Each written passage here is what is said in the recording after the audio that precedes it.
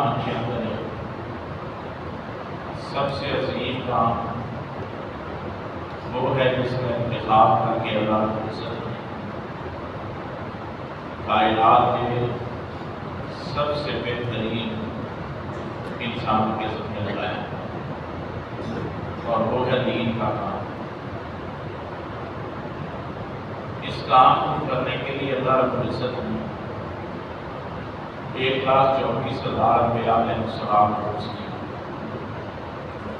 دن کا اختتام محمد رسول اللہ صلی اللہ علیہ وسلم کے آخر ہوا، اور آج جناب صلی اللہ علیہ وسلم کو دی ہوئی شریعت اللہ رب العزت نے قیامت تک کے لیے واجب العمل قرار دیا۔ اس شریعت کی بیس اور بنیاد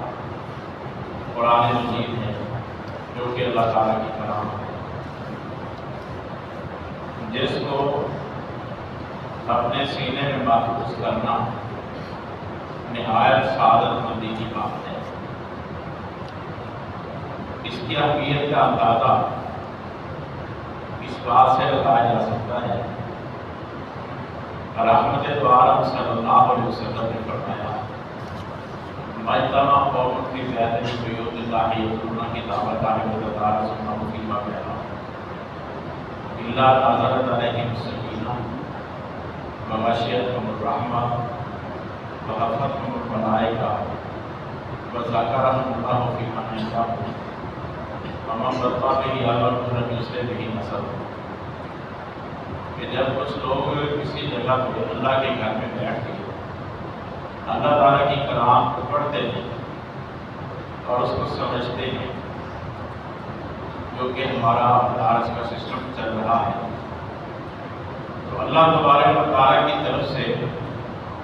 ان لوگوں کے اوپر سکینت نازل ہوتی ہے،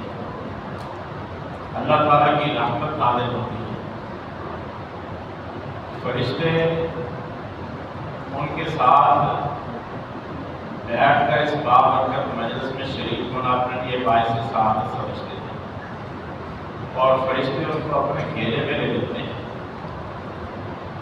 اور اللہ تبارک و تعالیٰ اپنے عرش پہ بیٹھ کر اللہ کے پاس والے جو فرشتے ہیں، اللہ رب العزت اپنے بندوں کا فخری انداز میں ان کے پاس تذکرہ کرتے ہیں۔